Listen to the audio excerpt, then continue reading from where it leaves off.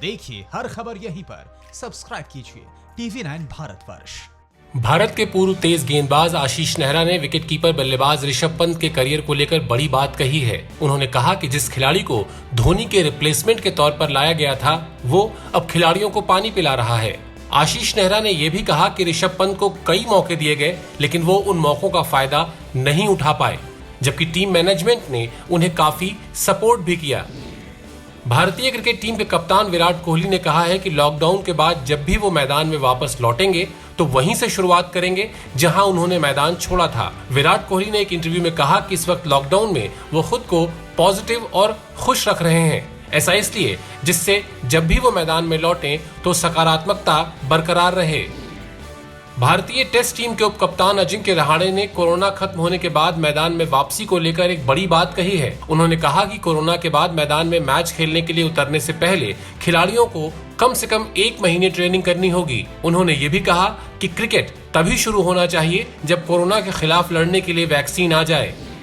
Test cricket में दुनिया के 2 दिग्गज बल्लेबाज विराट कोहली और स्टीव स्मिथ को लेकर अक्सर तुलना की जाती है। अब ऑस्ट्रेलियाई ओपनर डेविड वार्नर ने कहा है कि इन दोनों खिलाड़ियों की बल्लेबाजी का जज्बा और जुनून अलग अलग है। डेविड वार्नर ने कहा कि दोनों ही खिलाड़ी अपनी टीम का मनोबल बढ़ाते हैं। विराट कोहली विरोधी टीम के गेंदबाजों पर हावी होने की कोशिश करते हैं। श्रीलंका के पूर्व कप्तान Kumar Sangakkara Melbourne cricket club यानी MCC के दोबारा अध्यक्ष बने रह सकते हैं। MCC ने यह सिफारिश कर दी है, जिस पर आखिरी फैसला 24 जून को होने वाली AGM में लिया जाएगा।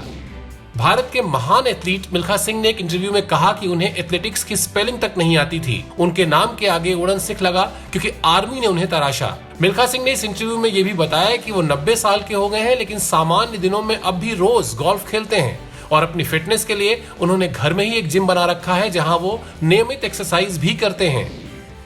नेशनल एंटी डोपिंग एजेंसी यानी नाडा ने डोपिंग के मामलों में अनुशासनात्मक सुनवाई को ऑनलाइन करने का फैसला किया है। ऑनलाइन सुनवाई 8 मई से शुरू होगी। ऐसा इसलिए किया जा रहा है ताकि डोपिंग से जुड़े मामलों की सुनवाई के बहुत सारे मामले इकट्ठा न हो जाएं।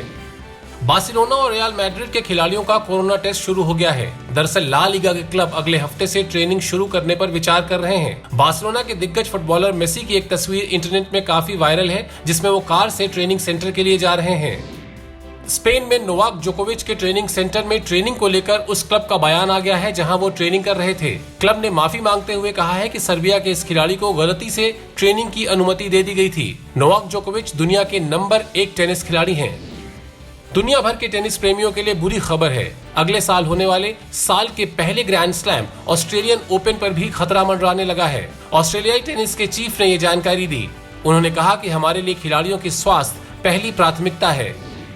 टेनिस की अंतर्राष्ट्रीय संस्थाओं ने अपने खिलाड़ियों की मदद के लिए $6 मिलियन इकट्ठा किए हैं। इस प्रयास में ATP, WTA, 4 ग्रैंड स्लैम के आयोजक और अंतर्राष्ट्रीय टेनिस फेडरेशन शामिल है। ये रकम उन खिलाड़ियों को दी जाएगी जो कोरोना की वजह से अलग अलग टूर्नामेंट में हिस्सा नहीं ले पाए और टेनिस के टॉप 200 खिलाड़ियों में शामिल नहीं हैं।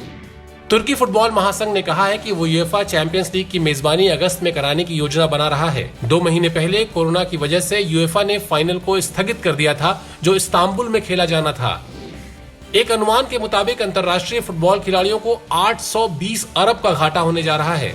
दरअसल यूरोप की जो बड़ी टीमें हैं, उसमें खिलाड़ियों के ट्रांसफर को लेकर जो पैसे खर्च किए जाते हैं, उसमें भारी कटौती की आशंका है। ये स्थिति कोरोना की वजह से पैदा हुई है। अड़ी सोमवार से शुक्रवार शाम 6 बजे सिर्फ TV9 भारतवर्ष पर।